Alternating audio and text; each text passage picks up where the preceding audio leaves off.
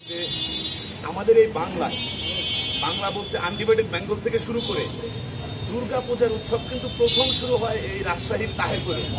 আপনারা নিশ্চয়ই জানেন, সভাপতি সম্পাদক সাহেব জানেন, হ্যাঁ, রাজা কংসনারের ওখানে।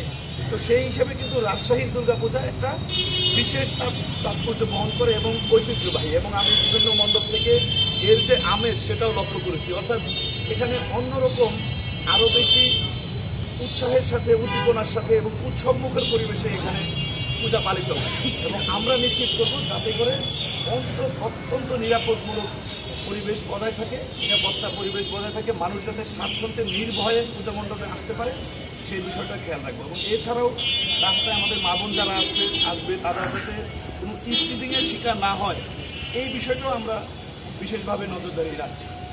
তো আমরা আশা করছি যে আসন্ন পূজা অত্যন্ত উৎসবমুখর পরিবেশে সম্পন্ন হবে।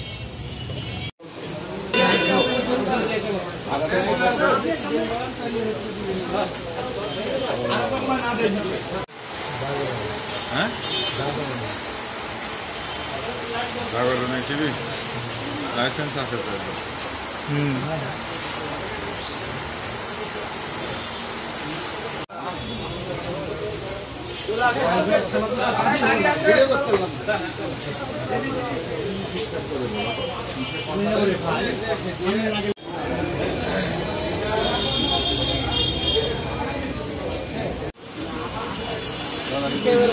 লাইট দেওয়া লাগে